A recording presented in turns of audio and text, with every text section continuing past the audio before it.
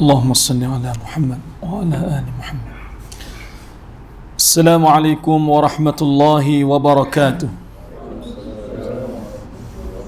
Innal hamdalillah nahmaduhu subhanahu wa ta'ala wa nashkuruh wa nu'azzimuhu wa nukabbiruh. Salatan wa salaman ala habibina al-Mustafa Muhammad abduhu wa rasuluh wa ala alihi wa ashabihi wa man sara ala nahdihi wa man istanna bisunnatihi thumma ila yaumiddin, amma ba'd. Faya ayyuhal muhadirun ittaqullah, usikum wa iyaya bitaqwallahil azimi wa ta'atihi faqad fazal muttaqun. وقال الله سبحانه وتعالى في محكم التنزيل وبعد أن أقول أعوذ بالله من الشيطان الرجيم يا أيها الذين آمنوا اتقوا الله وكونوا مع الصادقين.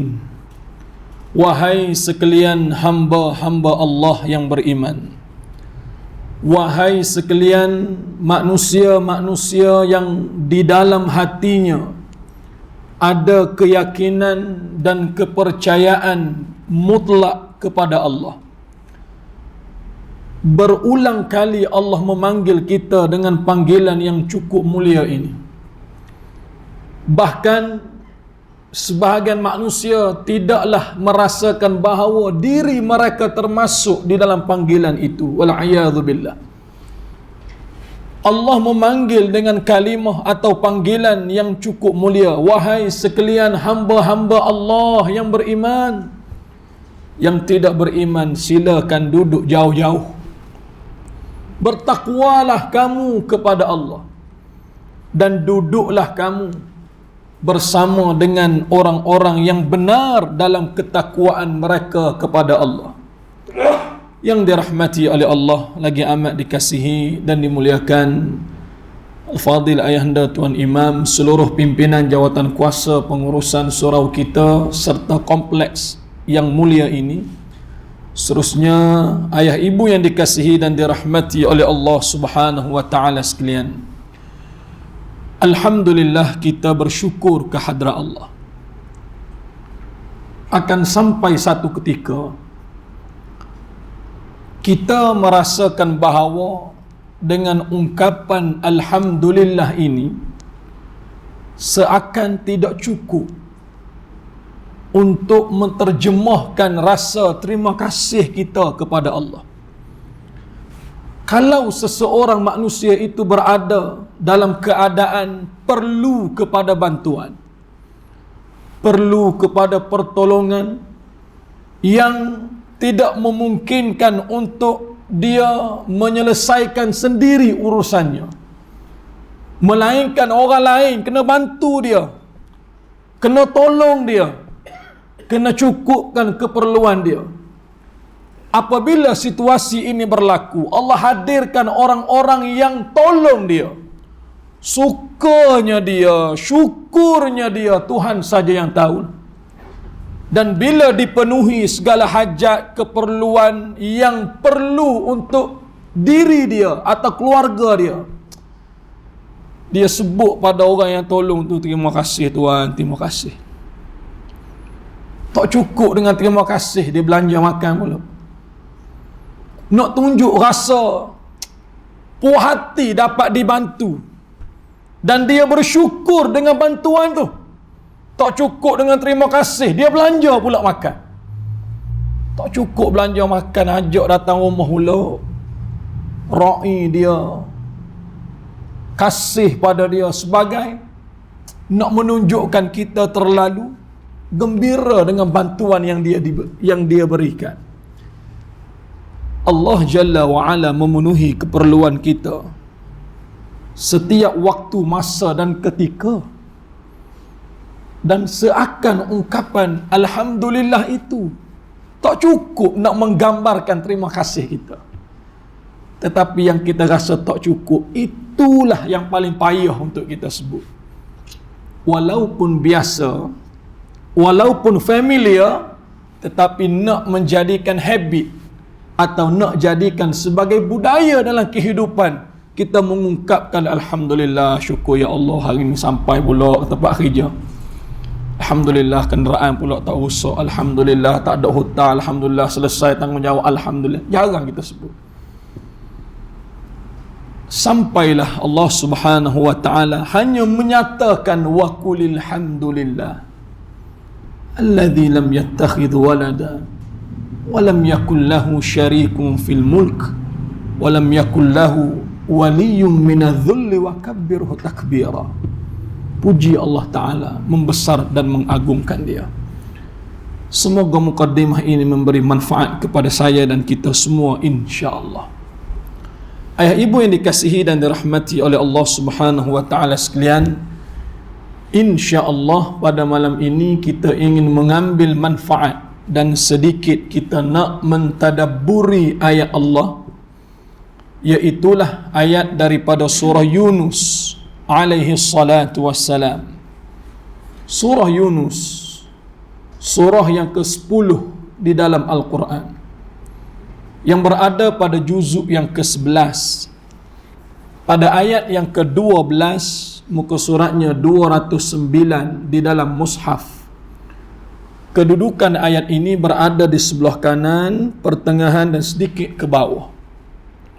Allah Subhanahu wa taala berfirman, wa ba'da a'udzu billahi minasyaitonir rajim, wa idza massal insana ad-dur da'ana li janbihi aw qa'idan aw qa'ima falamma kashafna 'anhu dhurrah marra ka'an lam yad'una ila dhurrin massah kadzalika zuyyina lil musrifin ma kanu ya'malun. Shadaqallahul azim. Ayah ibu yang dirahmati oleh Allah Subhanahu wa taala sekalian, cukup satu ayat ini memberi kesan yang luar biasa dalam kehidupan kita. Dan ayat ini sesiapa sahaja dalam kalangan kita tidak terkecuali terlibat dengannya. Sama ada kita sedar, kita tahu ataupun tidak, kita termasuk dalam ayat yang Allah Subhanahu wa taala sebutkan ini. Allah memulakan dengan menyebut wa idza massal insan. Apabila ditimpa ke atas insan, manusia. Bila sebut manusia ni, semua terlibat. Yang kecil, yang besar, yang tua, yang muda, laki-laki baik, wanita baik, orang kelainan upaya baik, siapalah sahaja, sempurna dan sebagainya. Ad-dur, ditimpa ke atas mereka ini dur. Dur, terjemah literal adalah bahaya. Bahaya.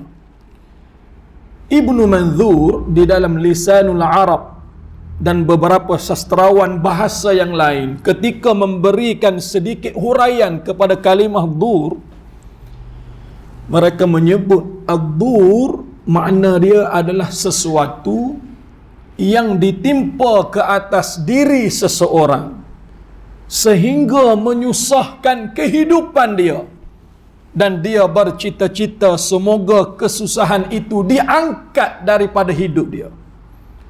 Dur, kesusahan, kepayahan, kesulitan, sakit, wabak, bencana, penyakit, segala-galalah.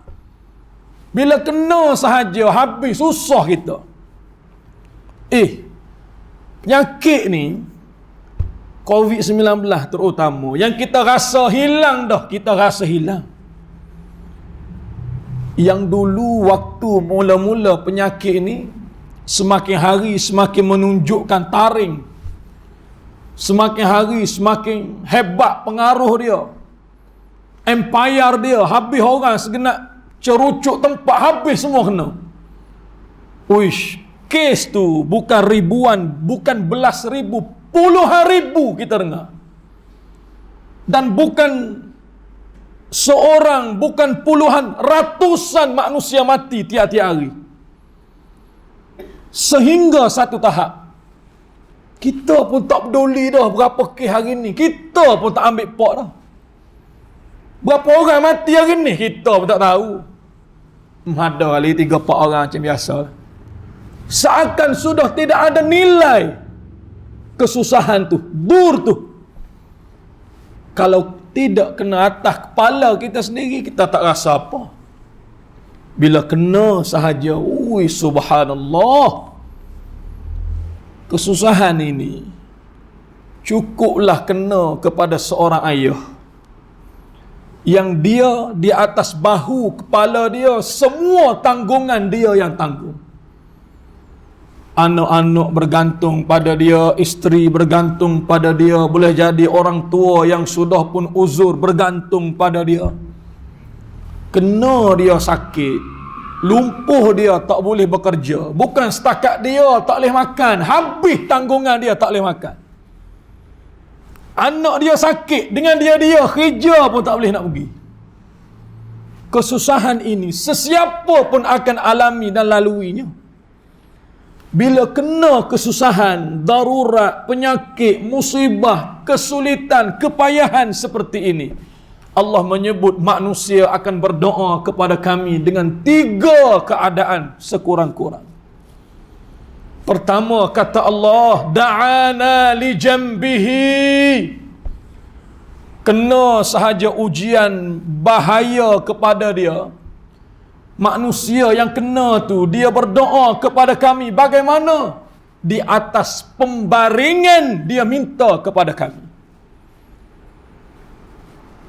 Kita bukan setakat pernah tengok, boleh jadi kita sendiri alami. Masuk hospital, sakit, diwardkan. Duduklah kita atas katil hospital. Tambah-tambah kalau penyakit kita kronik, masuk pula ward ICU, rawatan rapi. Bila masuk rawatan rapi ni, bukan setakat nak ziarah, tengok pun doktor tak benar. Yang boleh masuk pegawai perubatan, jururawat yang bertugas. Datang tengok kita sakit, unit rawatan rapi, terbaring kita, terbujur kaku tubuh kita. Kaki sakit, gerak pun tak boleh. Tangan ni krem tangan ni. Pakai extender oksigen, ada wire pula masuk antibiotik, masuk ubat, masuk glukos, macam-macam ikut pandai. Yang orang tengok kita, doktor tengok kita, hanya monitor dia pada jatuh atau turun naik oksigen kita tu lah. Tengok turun sikit pernafasan kita, dia tambah pula percentage oksigen, dia naikkan, stabil semula kita. Dalam terbujur kaku tu, di atas pembaringan itu, waktu terbaring itu, Allah izin mulut boleh berkata-kata. Mulut dia ni disebut, ya Allah, sakitnya, ya Allah, sakit. Tolonglah akak penyakit ni, ya Allah, sakit. Doktor tak dengar, jururawat tak dengar, yang dengar adalah telinga dia sendiri. Yang menjadi saksi adalah Tuhan. Tertimpa musibah ke atas dia tu, yang orang tengok dari jauh ikut cermin tu, gerak lagi oksigen, hidup lagi tu. Tak apalah, tak gerak pun nyanyi hidup. Paling tidak pun orang kata kepada ahli keluarga, sabarlah puan, sabarlah encik, sabarlah kakak, ayah tu sikit lagi tu dia sedar tu. Paling tidak begitu. Yang menanggung kesakitan adalah orang yang terlantar tu. Waktu terlantar tu, kata Allah, da'ana li jambihi.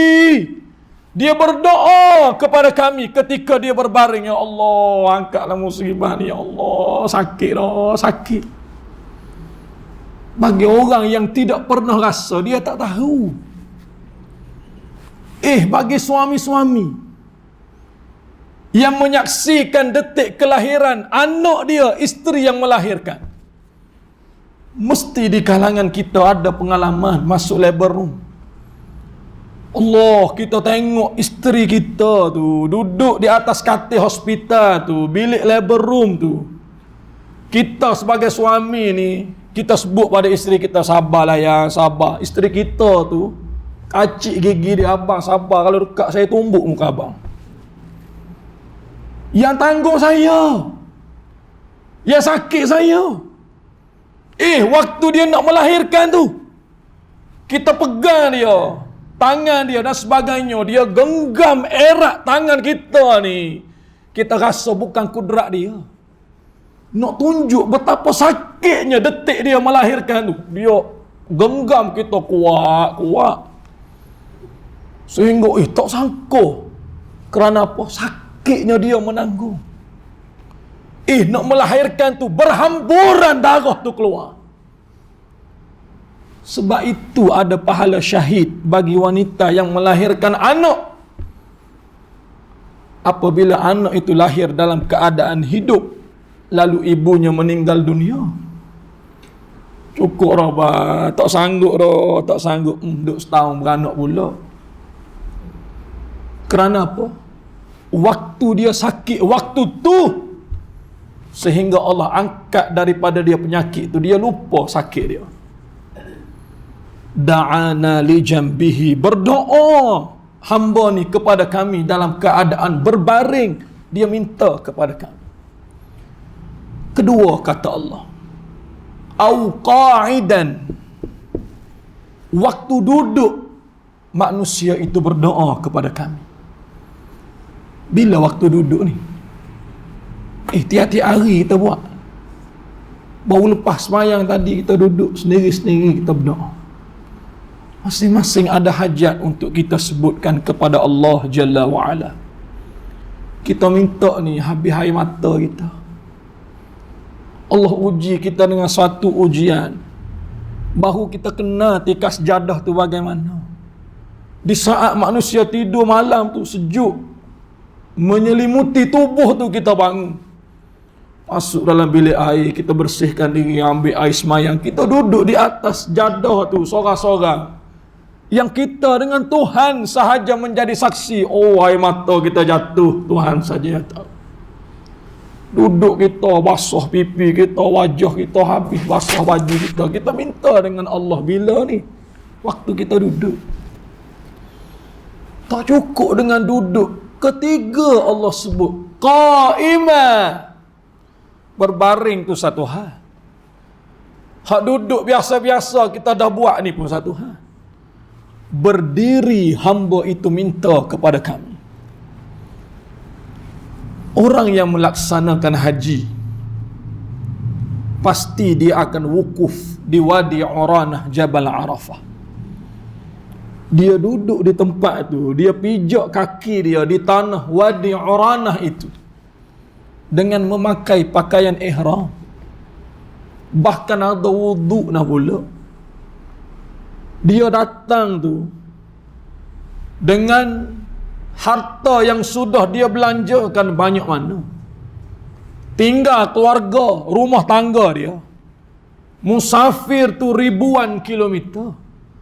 Sampai satu tahap jumlah tu jutaan manusia duduk di tempat yang sama. Yang kita pun tak boleh fikir datang dari mana manusia ramai ni. Dan kita melihat dengan mata kepala kita sendiri. Dan waktu itu kamu akan melihat jumlah yang berdiri berdoa pada waktu itu jauh lebih ramai daripada yang duduk. Masing-masing pijak di bumi yang sama, tanah yang sama, memakai pakaian yang sama, tetapi hajat mereka berlainan. Tadah tangan julang ke langit minta kepada Allah, ya Allah ya Tuhan, dengan tanah yang aku pijak bumi barakah, di tempat yang pernah dipijak oleh Nabi-Mu yang mulia, di waktu yang mustajab doa ni, ya Allah, aku minta di langit yang terbuka kepada kamu. Ya Allah, aku kahwin belah-belah tahun, puluh-puluh tahun, ya Allah, tapi kamu tak anugerah zuriat pada aku.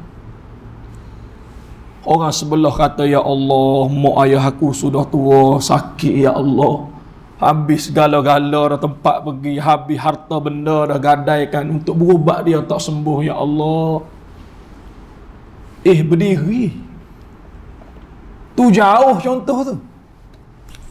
Contoh yang dekat tiap-tiap hari pula sembahyang subuh. Kita baca rakaat yang kedua subuh tu mengikut mazhab al-Imam Syafi'i rahimahullah. Rakaat kedua subuh tu bukan luar solat, dalam solat. Selepas kita rukuk, ketika i'tidal, kita buat apa? Baca doa kunut. Baca doa kunut tu kita tadah tangan dalam sembahyang tu. Yang tak berasa kita minta Allahumma hdina fi man hadait. Ya Allah, anugerahkan hidayah kepada aku seumpama orang-orang yang telah engkau kurniakan hidayah kepada mereka. Bukan luas maya, bukan doa atas motor tu. Kita ada wuduk, pakaian kita bersih, dalam solat tu kita minta tu. Wa'afina fi man afai. Ya Allah, anugerahkanlah kesihatan kepada aku sebagaimana orang-orang yang telah engkau anugerahkan kepada mereka sihat. Wa tawallana fi man tawallait. Ya Allah, peliharalah kehidupan aku sebagaimana telah engkau pelihara orang-orang terdahulu daripada aku. Kita minta sihat, minta berkat, minta hidayah, minta segala-gala. Hujung doa kunut tu, falakal hamdu ala ma qadait. Kepada kamulah sahaja Tuhan puji-pujian yang kami berikan kepada kamu terhadap apa jua yang telah engkau tetapkan. Wa astaghfiruka wa atubu ilaih. Aku istighfar, aku mohon ampun kepada kamu wahai Allah, dan aku bertaubat pada kamu. Bila tu berdiri Allah Ta'ala sebut, tak berasa gitu, tak berasa. Hamba ni selama mana dia berdoa kepada kami, waktu berbaring dia berdoa, dia duduk dia berdoa, berdiri dia berdoa, selama mana? Selama musibah itu tidak diangkat daripada dia, selagi itulah dia berdoa.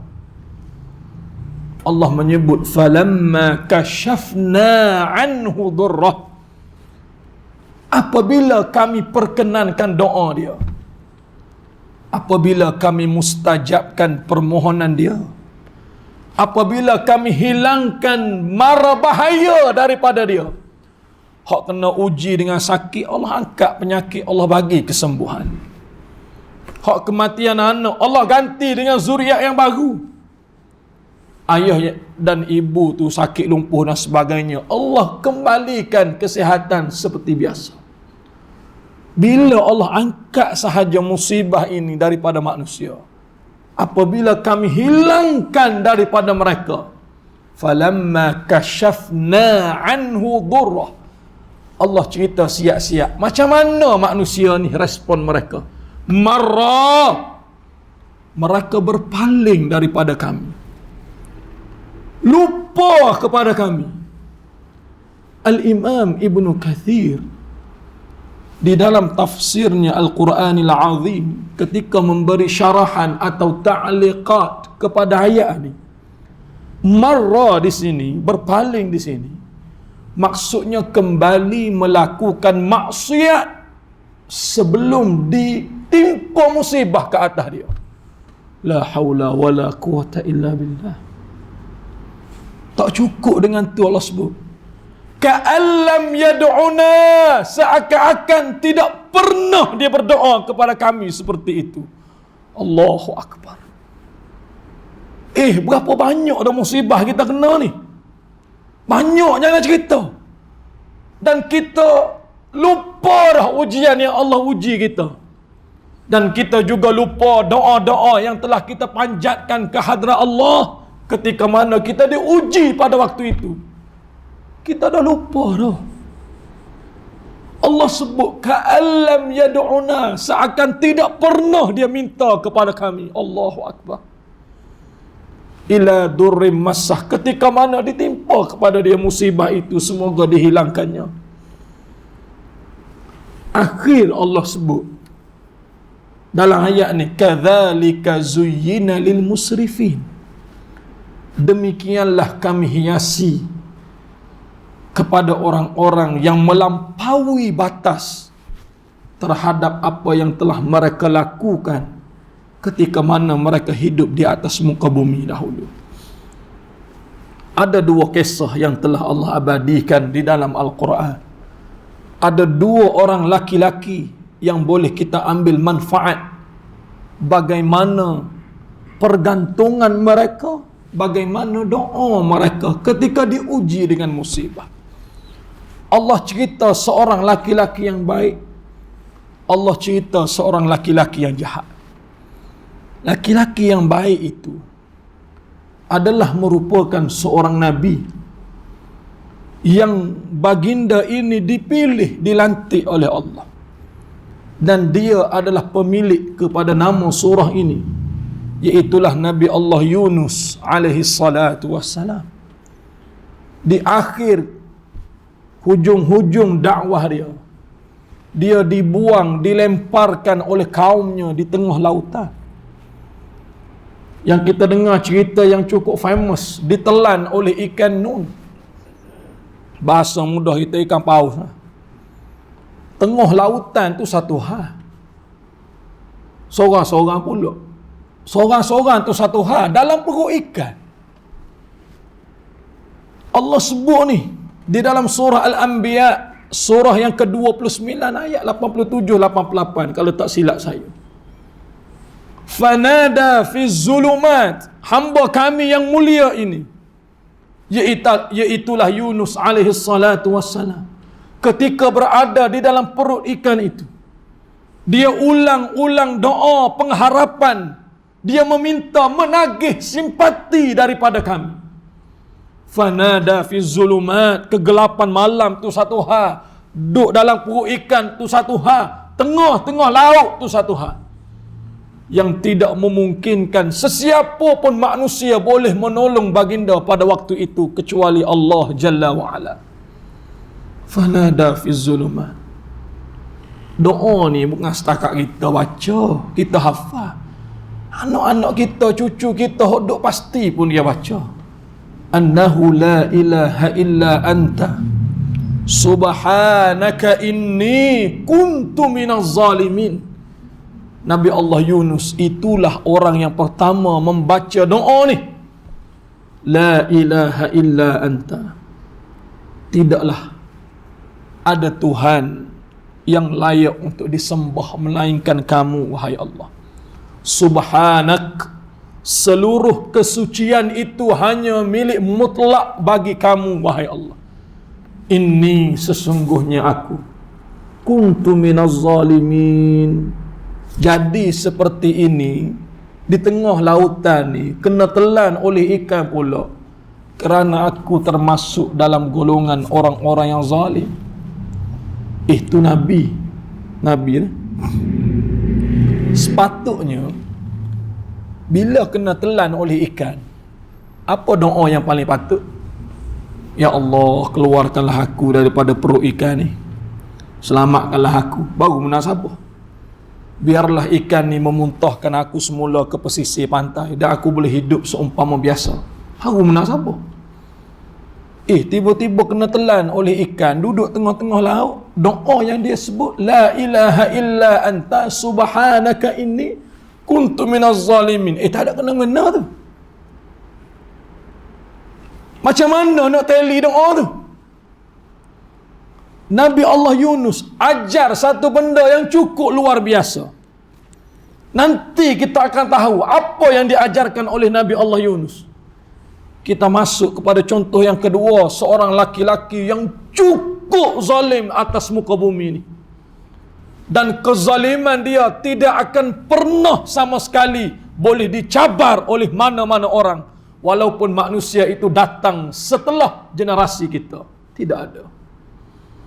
Nama dia Allah Ta'ala sebut banyak kali dalam Quran, dalam banyak surah. Dan dia cukup popular di sisi masyarakat Melayu kita. Bila ada orang jahat dalam satu kampung tu, oleh kerana ada dia, habis susah orang lain. Jahatnya dia, habis segala-gala dia buat. Orang Melayu kata, dia ni jahat macam Firaun. Jahat macam Firaun. Bukan jahat macam Firaun. Firaun tidak ada tandingan kejahatan dia. Orang lain tak boleh challenge apa yang dia buat. Awal-awal lagi juzuk yang kedua Allah Ta'ala cerita dah. Apa kezaliman Fir'aun ni? Ui, dahsyat. Wa idh najjaynakum min ali Fir'aun yasumunakum su'ul azab. Allah Ta'ala sebut, wahai Bani Israel, tidakkah kamu mengingati peristiwa di mana kami telah selamatkan kamu daripada Fir'aun? Yang mana Fir'aun ini melakukan azab, melakukan kezaliman, kekejaman, su'ul azab. Bukan setakat zalim, sezalim-zalim kezaliman dia buat. Apa kezaliman dia?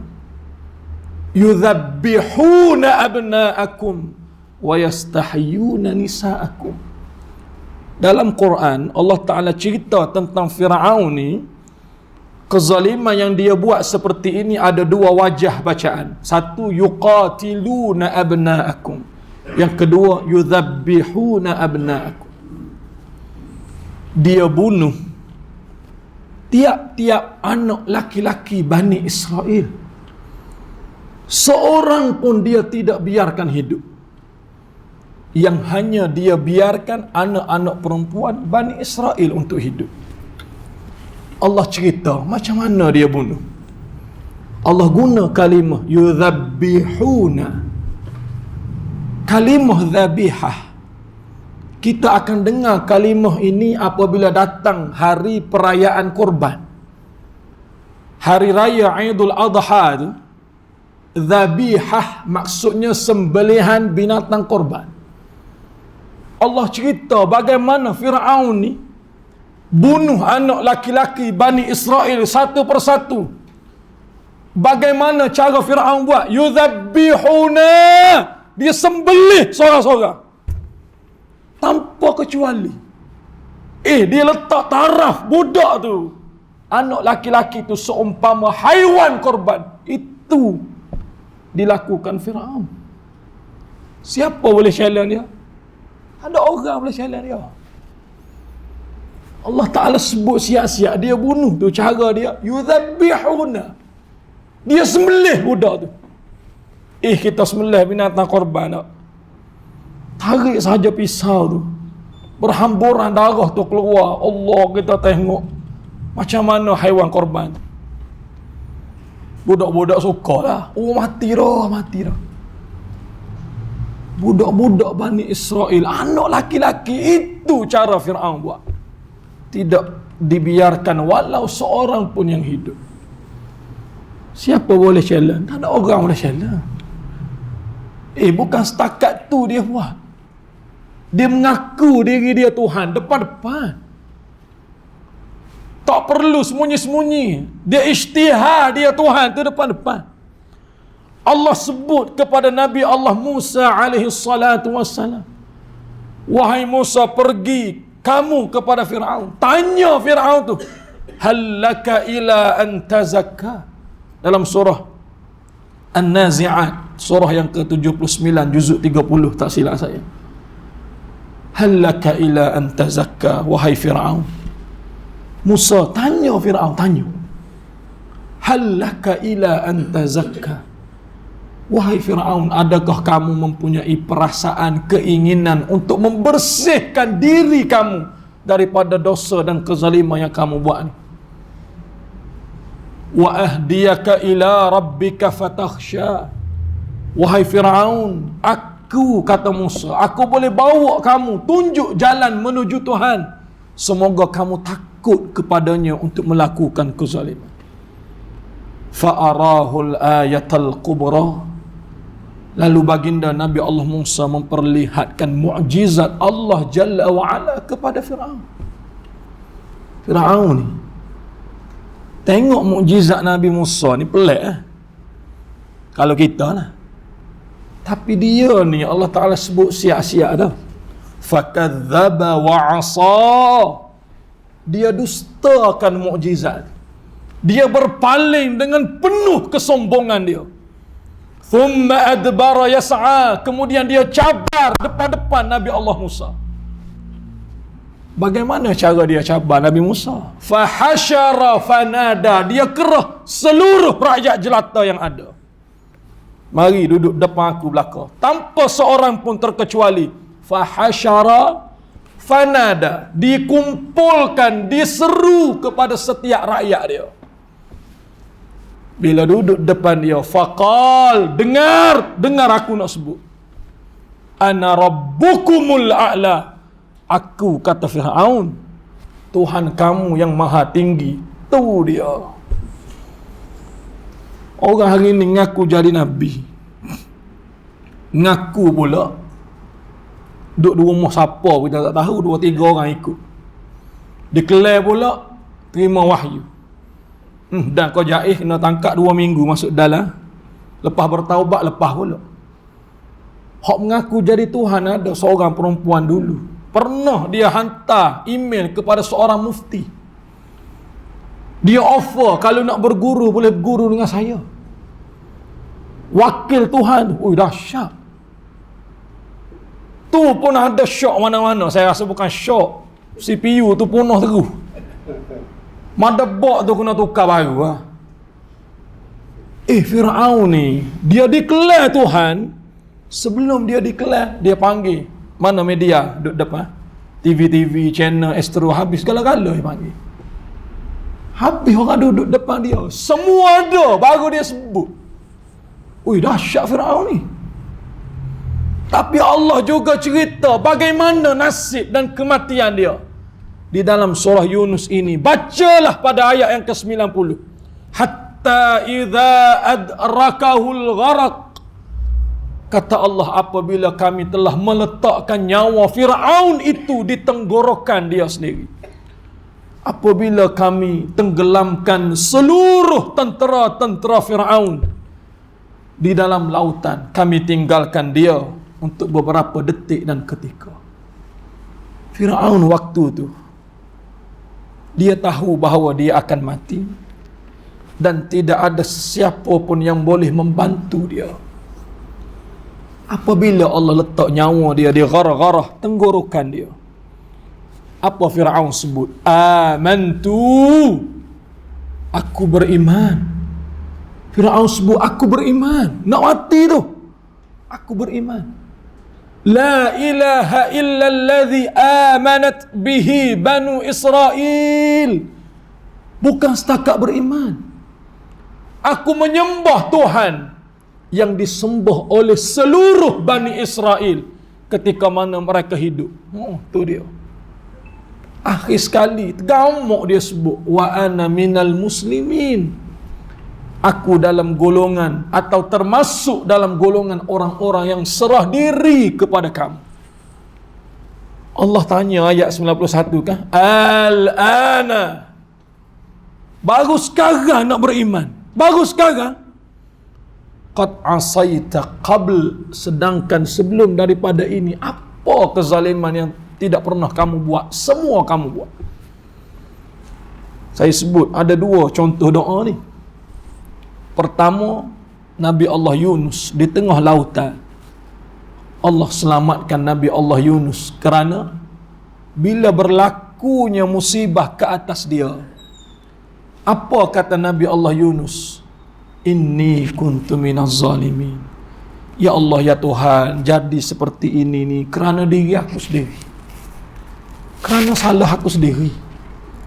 Jarang manusia sebut bila kena musibah di atas kepala dia, dia akan kata memang menasabah Tuhan uji aku sebab salah aku. Melainkan dia akan sebut, Allahu Akbar, ramai-ramai orang, buat apalah engkau uji aku. Bagilah pada Tok Iman kau, Tok Bilal kau, jangan bagi pada aku. Bukan salahkan takdir, tapi kita tanya, kenapa Tuhan tak bagi pada orang lain sedangkan Tuhan bagi pada kita? Ya Allah, orang lain habis kaya belaka, dia anak beranak. Bukan setakat 7 keturunan, sampai kiamat dia kaya. Aku sesak ni, aku susah ni, aku sempit ni, sampai hari ni.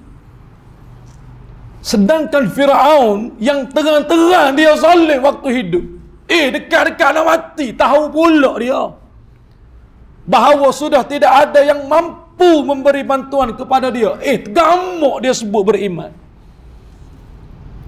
Nabi Yunus tadi, oleh kerana dia ulang-ulang doa tu, falaula annahu kana minal musabbihin, kalau tidak kerana Yunus ini mengulangi doa dia, menyeru kepada kami, merintih meminta, pasti dia akan duduk dalam perut ikan itu sampai hari kiamat. Tapi bila Fir'aun kena uji di tengah lautan, nyawa sudah di tenggorokan, dia mengaku beriman, bahkan dia mengaku menyembah Tuhan seumpama yang disembah oleh Bani Israel. Bahkan dia juga mengaku termasuk dalam kalangan orang-orang yang berserah diri. Allah tidak menerima taubat dia. Kesimpulannya, ukurlah kepada diri kita semua. Apabila diuji dengan sesuatu musibah, bagaimana doa kita, pengharapan kita kepada Allah? Kadang-kadang kita akan menyebut, siapa aku nak cari ni, nak kena tolong aku ni. Kita ingat kepada orang tu, kita ingat kawan lama kita kenal, kita kontak dia, kita usaha tolong segala-gala. Kenapa kita tidak serahkan awal-awal lagi? Ya Allah, ya Tuhan, Engkau sendiri mengetahui apa yang sedang aku alami pada hari ini. Aku susah, ya Allah, ya Tuhan. Aku minta kepada kamu. Aku tahu kesusahan ini bukan kerana kamu, ya Allah. Dan aku juga tidak takut kepada miskin, sedangkan Engkau Tuhanku yang maha kaya. Sebut gitu dong. Kenapa kita hanya meletak pergantungan itu mutlak kepada manusia? Sedangkan seperti mana Nabi Yunus tadi, dia sebut siap-siap, dia ajar kita puji Allah Ta'ala, sembah Allah Ta'ala, mengaku kesilapan. Oleh kerana ulang-ulang itu, akhirnya Allah dengar doa kita. Oleh kerana itu, baginda Nabi SAW di dalam hadis yang diriwayatkan oleh Al-Imam Al-Bukhari dan Muslim menyebut, ta'arraf ilallah firraha, perkenalkan diri kamu kepada Allah ketika kamu dalam keadaan senang. Arafka, Allah akan kenal kamu ketika mana kamu berada dalam syiddah, atau ketika mana kamu berada dalam kesusahan. Waktu senang ni, banyakkan doa kita kepada Allah, perkenal diri kita kepada Allah. Dan ketika kita susah, Allah pasti akan mengingati kita. Semoga ada kebaikan terhadap ayat yang kita bicarakan ini. Dan terima kasih di atas perhatian, mohon maaf di atas segala kekurangan. InsyaAllah kita bertemu di lain kesempatan. Aku qauli hadza wa astaghfirullahal azim li wa lakum, wabillahi taufiq wal hidayah. Wassalamu alaikum warahmatullahi wabarakatuh.